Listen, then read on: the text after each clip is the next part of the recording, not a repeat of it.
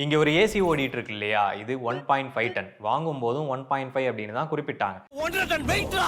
சரின்னு வந்ததுக்கு அப்புறம் அதோட டன்னேஜ கால்குலேட் பண்ணி பார்த்தோம் அப்படின்னா, வெறும் 1.39 டன் தான் இருக்கு. இது இதுலன்னு மட்டும் கிடையாது. நீங்க வச்சிருக்கக்கூடிய இல்ல வாங்க போற ஏசிலயும் 1.5 டன் அப்படின்னு மென்ஷன் பண்ணியிருக்காங்க அப்படின்னா, அது 1.5 இருக்காது. 1.35 இல்ல 1.45 அந்த மாதிரி டன்னேஜ் தான் இருக்கும். இப்போ வரைக்கும் இந்த இன்ஃபர்மேஷன் உங்களுக்கு தெரியாது அப்படின்னா, கமெண்ட்ல மென்ஷன் பண்ணுங்க. ஏன்னா இந்த ஏசிய ரிவ்யூ பண்றவங்களோ, இல்ல ஏசிய பத்தி பேசுறவங்களோ வந்து இந்த விஷயத்த இதுவரைக்கும் சொல்லியிருக்க மாட்டாங்க. நம்ம தான் ஃபர்ஸ்ட் டைமா இந்த ஏசியோட சைஸ் வந்து நார்மலா மற்ற ஏசியோட கம்பேர் பண்ணும்போது சின்னதா இருக்கு அப்படின்னு சொல்லி நம்ம கால்குலேஷன் பண்ணி பார்க்கும்போது இதோட டன்னேஜ் கம்மியா இருந்தது. அப்பதான் அது ஆக்சுவலா என்ன விஷயம் அப்படின்றது நமக்கு தெரிய வந்துச்சு. அண்ட் யூடியூப் வரலாற்றிலேயே முதல் முறையாக நம்ம தான் வந்து இந்த டன்னேஜ் டிஃபரன்ஸை பத்தி பேசினது. பெரிய விஷயம். ஆக்சுவலா அந்த மாதிரி ஏசிஸ் எல்லாமே வரக்கூடியது வந்து கம்மியான டன்னேஜ்ல தான். பட் அதை ரவுண்ட் ஆஃப் பண்ணணும் அப்படின்றதுக்காக 1.5 அப்படின்னு சொல்லி மென்ஷன் பண்ணியிருக்காங்க. முக்கியமா மார்க்கெட்டிங் பர்பஸ்க்காக. அதனால நான் உங்களுக்கு சொல்றேன், ஒரு ஏசியை சரியா எப்படி தேர்ந்தெடுக்கணும் அப்படின்னு சொல்லிட்டு சும்மா அந்த ஃபீச்சர் இருக்கு இந்த ஃபீச்சர் இருக்கு அப்படின்ற மாதிரி மட்டும் ஹைலைட் பண்ணாம ஆக்சுவலா உங்களோட தேவைக்கு தகுந்த மாதிரி ஏசியை எப்படி சரியா செலக்ட் பண்றது அப்படின்றது தான் இந்த வீடியோல டீட்டெயிலா பார்க்க போறோம். இப்போ கரண்டா மார்க்கெட்ல இருக்கக்கூடிய ஏர் கண்டிஷனர்ல உங்களுக்கு எது பெஸ்ட்டா இருக்கும் அப்படின்றதையும் நான் சஜஸ்ட் பண்றேன். முதல் விஷயம் நம்ம கால்குலேட் பண்ண வேண்டியது டன்னேஜ் தான். ஏன்னா அப்பதான் அந்த ஏசியோட ஆக்சுவலான டன் எவ்வளவு அப்படின்றத நம்ம தெரிஞ்சுக்க முடியும். மார்க்கெட்டிங்காக 1.5 டன் அப்படின்னு சொல்லி போட்டிருப்பாங்க. ஆனா ஆக்சுவலான டன்னு நம்ம கால்குலேட் பண்ணாதான் தெரியும். ஸோ எல்லா ஏசிலையுமே இந்த ஸ்டார் லேபிள் இருக்குமா? ஸ்டார் லேபிள் வந்து நம்ம வாங்கி தான் பார்க்கணும் அப்படின்றது கிடையாது. அந்த ஏசியோட இமேஜஸ்லேயே பெரும்பாலும் இந்த ஸ்டார் லேபிளையும் வந்து இமேஜா எடுத்து போட்டிருப்பாங்க. அந்த இமேஜ்ல வந்து உங்களுக்கு கூலிங் வாட்ஸ் அப்படின்ற ஒரு பேராமீட்டர் இருக்கும். இப்போ இங்க இருக்கக்கூடிய ஏசியோட கூலிங் மேக்ஸிமம் வாட்ஸ் எவ்வளோ அப்படின்னு சொல்லி பார்த்தீங்கன்னா 4900 வாட்ஸ். ஸோ அதை 3.412 போட்டு நம்ம மல்டிப்ளை பண்ணோம் அப்படின்னா 16718 BTU. இப்போ இந்த வேல்யூவை நம்ம 12000 வச்சு டிவைட் பண்ணோம் அப்படின்னா கிடைக்கக்கூடிய வேல்யூ வந்து 1.393. அதுதான் வந்து அதோட ஆக்சுவலான டன்னு. இந்த கால்குலேஷன் எப்படி வந்துச்சு அப்படின்னு சொல்லி கேட்டீங்கன்னா இன்ஜினியரிங் ஃபேக்ட்ஸ்ல டீடைலான ஒரு வீடியோ போட்டிருக்கோம். அதை பார்த்து தெரிஞ்சுக்கங்க.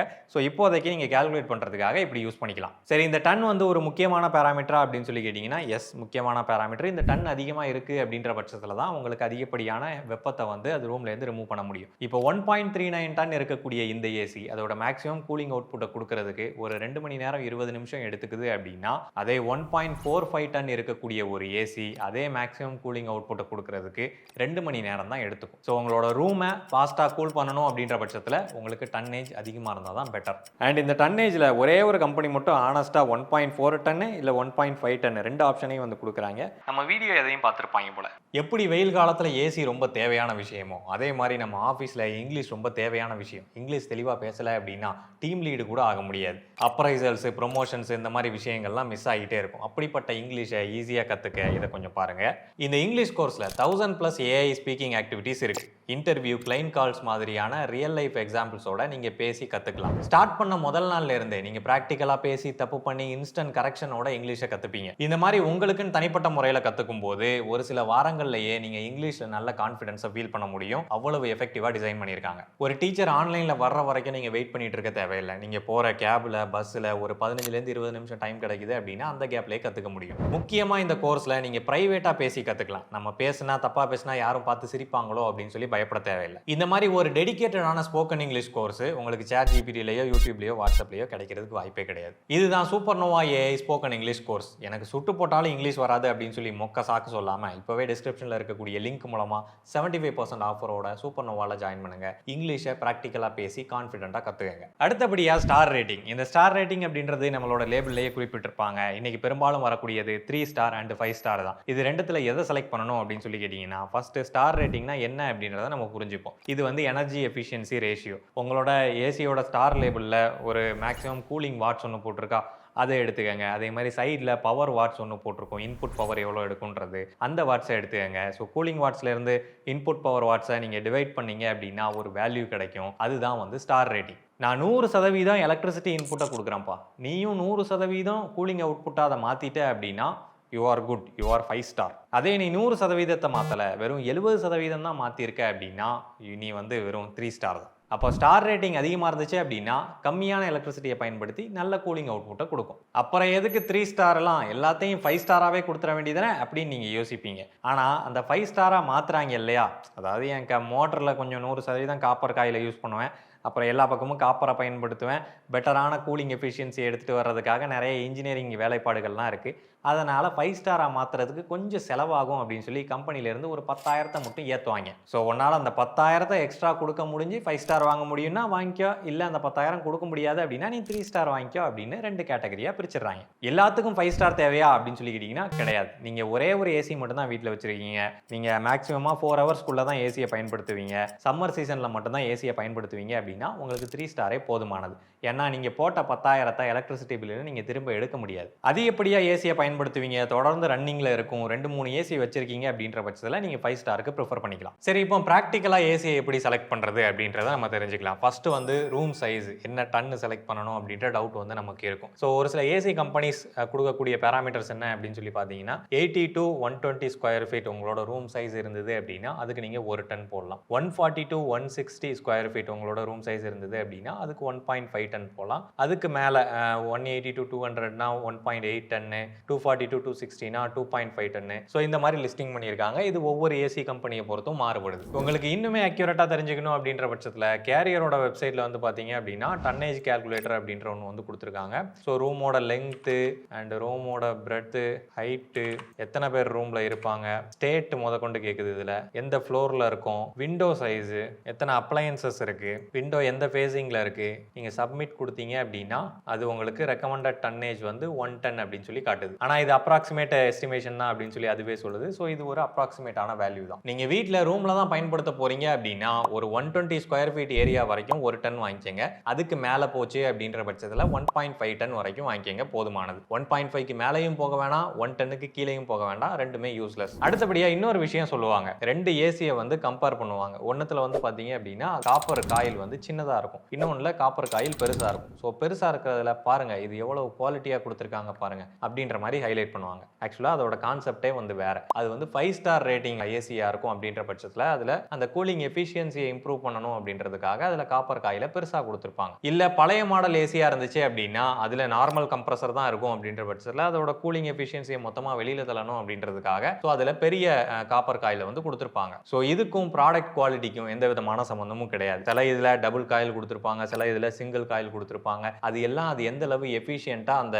வெப்பத்தை வந்து வெளியில் தள்ளுது அப்படின்றதுக்கு தகுந்த மாதிரி அந்த காயில் டிசைன் வந்து இருக்கும். ஏன்னா ஆக்சுவலான பேராமீட்டரை வந்து நம்ம இங்கே டன்னேஜில் பார்த்துடுறோம். ஸோ அந்த டன்னேஜ் அது சிங்கிள் காயிலில் கொடுத்தா என்ன, டபுள் காயிலில் கொடுத்தா என்ன, பெரிய காப்பர் காயிலில் கொடுத்தா என்ன, சின்ன காப்பர் காயிலில் கொடுத்தா எனக்கு என்ன. அடுத்தபடியாக ப்ராடக்ட் டைமென்ஷன். ஏசி வந்து குட்டியாக இருக்குது அதனால் இது 1.5 டன் கிடையாது அப்படின்ற மாதிரி எதுவும் கிடையாது. ஆக்சுவலாக இந்த ஏசியே வந்து நம்ம மென்ஷன் பண்ணியிருப்போம், சைஸில் வந்து சின்னதாக இருக்குது, இதுக்கு முன்னாடி உள்ளதெல்லாம் வந்து பெருசாக இருந்துச்சு பழைய மாடல் அப்படின்னு சொல்லியிருப்போம். ஆக்சுவலாக இந்த சின்ன சைஸ்லேயே வந்து அதால் 1.39 டன் அளவுக்கான கூலிங் எஃபிஷியன்சியை வெளியில் தள்ள முடியுது. ஆனால் இதே மாடலில் 5 ஸ்டாரில் பார்த்தீங்க அப்படின்னா இதோட டைமென்ஷன்ஸ் வந்து மாறும். ஸோ அப்போ அதில் எஃபிஷியன்சியை இம்ப்ரூவ் பண்ணணும் அப்படின்றதுக்காக அதோட டைமென்ஷனை வந்து இன்க்ரீஸ் பண்ணியிருப்பாங்க. ஸோ இதுவும் ஸ்டார் ரேட்டிங்கோட எஃபிஷியன்சியை பொறுத்தது தானே தவிர அதோட சைஸை பொறுத்து டன்னேஜ் அமையாது. புரிஞ்சதா? அடுத்தபடியாக ஒவ்வொரு ஏசிலையும் ஒவ்வொரு விதமான ஃபீச்சர்ஸ் வந்து கொடுத்துருப்பாங்க. ஃபர்ஸ்ட் வந்து இந்த கன்வெர்ட்டிபிள் அப்படின்ற ஆப்ஷன் வந்து கொடுக்குறாங்க. அதாவது நீங்கள் ஒரு 1.5 டன் இருக்கக்கூடிய ஏசியை வந்து நீங்கள் 1.2 டன்னு இல்லை 1 டன்னு 0.8 டன்னு அந்த மாதிரி டன்னேஜை கம்மி பண்ணியும் நீங்கள் பயன்படுத்திக்க முடியும். இது எதுக்காகனா நம்மளோட கம்ஃபர்டபுளுக்காக, அதே மாதிரி எனர்ஜியையும் சேவ் பண்ணுறதுக்காக. இப்போ வந்து நம்ம 2 பேர் தான் ரூமில் இருக்கோம் அப்படின்ற பட்சத்தில் நம்ம கம்மியான டன்னேஜில் போட்டு அந்த ஏசியை லாங் ஹவர்ஸ் வந்து ரன் பண்ண வைக்க முடியும். அப்படின்றப்போ நமக்கு கம்ஃபர்ட் லெவல் வந்து நல்லாயிருக்கும். இப்போ வரக்கூடிய நிறைய ஏசியில் இந்த ஃபீச்சர் வருது. பட் நிறைய பேர் அந்த ஃபீச்சரை இருக்கிறத வாங்கினாலும் கூட அவ்வளோவா யூஸ் பண்ணுறது கிடையாது. இருந்துச்சு அப்படின்னா யூஸ் பண்ணிக்கோங்க. அடுத்தபடியாக அந்த காயிலுக்கு கோட்டிங் வந்து கொடுக்குறாங்க. ப்ளூ ஃபின்னு, பிளாக் ஃபின்னு அந்த மாதிரி அந்த காயிலை ப்ரொடெக்ட் பண்ணுறதுக்காக ஒரு கோட்டிங் வந்து கொடுக்குறாங்க. இப்போ கூவம் பக்கத்தில் வீடு இருக்குது, இல்லை அதிகமாக சாக்கடைகள் இருக்கக்கூடிய இடங்கள்ல உங்கள் வீடு இருக்குது அப்படின்ற பட்சத்தில் அங்கே வந்து அந்த காப்பர்லாம் வந்து துருப்பிடிக்கிறதுக்கு வாய்ப்பு இருக்குது. ஸோ இதனால் கேஸ் லீக் ஏற்படுறதுக்கும் வாய்ப்பு இருக்குது. அதனால் கூடுமான அளவு இந்த கோட்டிங்லாம் அந்த காயிலில் இருக்கா அப்படின்ற மாதிரி பார்த்து வாங்கிக்கிறது நல்லது. சரி, இப்போ ஆக்சுவலான பிராண்டு எதை வாங்குறது, இல்லை எந்த ப்ராடக்ட்டை வாங்குறது அப்படின்னு சொல்லி பார்த்துடலாம். 2 டைப் ஆஃப் பையர்ஸ் இருக்காங்க. ஒன்று வந்து எனக்கு பட்ஜெட்டுக்குள்ளே இருக்கணும், அந்த ப்ராடக்ட் வந்து ஓரளவுக்கு நல்லா இருந்தால் போதும் அப்படின்ற மாதிரி வாங்குறவங்க. இன்னொருத்தவங்க வந்து எனக்கு பட்ஜெட் பிரச்சனை கிடையாது, எனக்கு குவாலிட்டியான ஒரு ப்ராடக்ட் வேணும், லாங் டேர்மாக வச்சு யூஸ் பண்ணணும் அப்படின்ற மாதிரியான பையர்ஸ். ஸோ இந்த 2 செக்மெண்ட்டையும் ஆல்ரெடி ஆன்லைன்லையும் சரி இல்லை கடைகள்லையும் சரி ஆல்ரெடி தனியாக பிரிச்சே வச்சுருப்பாங்க. ஸோ அதில் பார்த்தீங்க அப்படின்னா பட்ஜெட் தான்ப்பா எனக்கு ரொம்ப முக்கியம் அப்படின்னு சொல்லி நினச்சிங்கன்னா சிம்பிளாக நீங்கள் மார்க்யூ வாங்கிட்டு போயிடலாம். மார்க்யூ வந்து 26,000 ரூபாய்க்கு தான் ரேட் வந்து போட்டிருக்காங்க.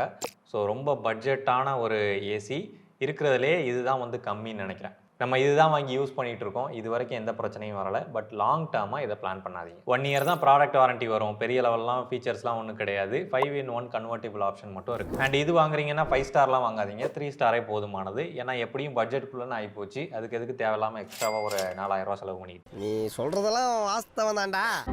சரி, இந்த பட்ஜெட்டுக்குள்ளேயே எனக்கு கொஞ்சம் குவாலிட்டியாக கிடைக்காதாப்பா அப்படின்னு சொல்லி கேட்டிங்கன்னா இருக்குது. ஆக்சுவலி வந்து வேர்ல்பூலோடது 29,240 ரூபாய்க்கு இருக்குது. இது 4-in-1 கன்வெர்ட்டிபிள் தான், பெருசாக ஃபீச்சர்ஸ் எதுவும் கிடையாது. பட் வேர்ல்பூலோட அந்த கம்ப்ரஸர் குவாலிட்டிக்காக நீங்கள் வாங்கலாம். நீங்கள் லாங் டேர்மாக பிளான் பண்ணுறீங்க அப்படின்னா இது ஒரு பெஸ்ட் ஆப்ஷனாக இருக்கும். ஸோ 3 ஸ்டார் 1.5 டன் வந்து 29,000 தான் போட்டிருக்காங்க. ஆனால் இதுக்கும் வந்து 1 இயர் வாரண்டி தான் கொடுக்குறாங்க. ஸோ வெப்சைட்டில் அடிஷ்னல் ஆட் ஆன் வாரண்டி இருந்தது அப்படின்னா அதை ஆட் பண்ணிக்கோங்க, அது பெட்டர். அடுத்தபடியாக கோத்ரேஜோடது இதில் பார்த்தீங்கன்னா 5 இயர்ஸ்க்கான காம்ப்ரஹென்சிவ் வாரண்டி கொடுக்குறாங்க.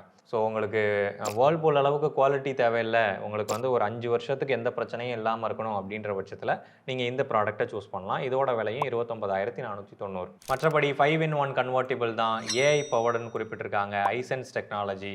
ஸோ அந்த மாதிரி ஃபீச்சர்ஸும் இதில் இருக்குது. இந்த வேர்ல்பூல்லேருந்து ஒரு 2000 ரூபா எக்ஸ்ட்ரா கொடுத்தீங்க அப்படின்னா உங்களுக்கு வோல்டாஸ் கிடைக்கும். வோல்டாஸில் என்ன ஸ்பெஷல் அப்படின்னு சொல்லி கேட்டிங்கன்னா ஸ்பெஷலாலாம் ஒன்றும் கிடையாது. 5 இயர்ஸ் காம்ப்ரஹென்சிவ் வாரண்டி கொடுக்குறாங்க. ஸோ உங்களுக்கு 5 வருஷத்துக்கு எந்த பிரச்சனையும் இல்லாமல் இருக்கணும், வாரண்டியில் எல்லாம் கவர் ஆகணும் அப்படின்னு சொல்லி நினச்சிங்கன்னா நீங்கள் வந்து இந்த ப்ராடக்ட்டை சூஸ் பண்ணலாம். அடுத்தபடியாக மீடியம் பட்ஜெட்லேயே லாங் டேர்மாக நீங்கள் பார்க்குறீங்க அப்படின்ற பட்சத்தில் எல்ஜியோட 1.5 டன் 3 ஸ்டார் வந்து நீங்கள் செலக்ட் பண்ணலாம். 36,000 ரூபாய் கிட்ட வருது. குவாலிட்டி வைஸ் நல்லாயிருக்கும். அண்ட் அதே மாதிரி இதில் நிறைய ஃபீச்சர்ஸும் வந்து கொடுக்குறாங்க.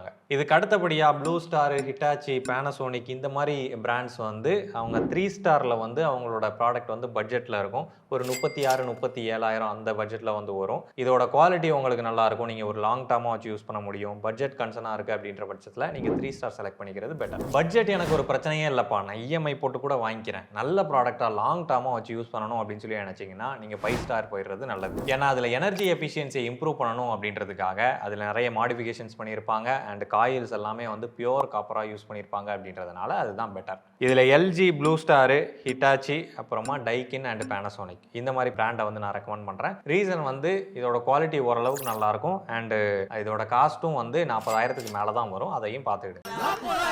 பின்ன என்ன வாரணம் ஆயிருமா? இது வரைக்கும் சொன்னது எல்லாமே என்னோட சஜஷன்ஸ் தான். என்னதான் நான் டீட்டெயிலாக செக் பண்ணி சொல்லியிருந்தாலும் கூட என்னோட சஜஷன் மட்டும்தான். அந்த ப்ராடக்ட்டோட சர்வீஸ் எப்படி இருக்குது அப்படின்றது எனக்கு தெரியாது. அண்ட் அதே சமயத்தில் அந்த ப்ராடக்ட் வந்து மறுநாளே கூட வேலை செய்யாமல் போகலாம். இது எல்லா எலக்ட்ரானிக்ஸ்க்கும் பொருந்தும். ஸோ நான் கொடுக்குற இன்ஃபர்மேஷன்ஸை வச்சு நீங்களே கூட ஒரு நல்ல பிராண்டை செலக்ட் பண்ணி அதில் உங்களோட ப்ராடக்ட்டை தேர்ந்தெடுக்கலாம். அண்ட் நீங்கள் பட்ஜெட் ப்ரைஸிங்குள்ளே வாங்கும்போது ஒரு சில விஷயங்களை காம்ப்ரமைஸ் பண்ணி தான் வாங்குற மாதிரி இருக்கும். ஒன்று குவாலிட்டியாக இருக்கலாம், இல்லை அதோட ஃபீச்சர்ஸாக இருக்கலாம், இல்லை அந்த காப்பரில் கலப்படம் இருக்கலாம். அதாவது காப்பர் வித் அலுமினியம் அந்த மாதிரி மிக்சிங்கில் இருக்கலாம். வெளியில் 100% காப்பர்னு போட்டிருப்பாங்க, ஆனால் உள்ள மிக்சிங்லையும் கூட சில காயில்ஸ் வருது. ஸோ இந்த மாதிரி சில விஷயங்களை காம்ப்ரமைஸ் பண்ணி தான் உங்களுக்கு அந்த ப்ராடக்ட் கிடைக்கும். ஸோ அதில் வந்து நம்ம 100% குவாலிட்டியை எதிர்பார்க்கறது வந்து எதிர்பார்க்கக்கூடாது. இவ்வளோ நேரம் நான் சொன்ன ப்ராடக்ட் எல்லாத்தையும் கீழே டிஸ்கிரிப்ஷனில் லிங்கோட சேர்த்து அட்டாச் பண்ணுறேன். அதில் உங்களுக்கு எது செட் ஆகுமோ அதை தெளிவாக பார்த்து வாங்கிக்கோங்க. இவ்வளோதான் அந்த வீடியோ. அந்த வீடியோ உங்களுக்கு பிடிச்சிருக்கும், புரிஞ்சிருக்கும் அப்படின்னு சொல்லி நம்புகிறேன். பையிங் ஃபேக்ட்ஸ் சேனலுக்கு சப்ஸ்கிரைப் பண்ணுங்கள். நன்றி.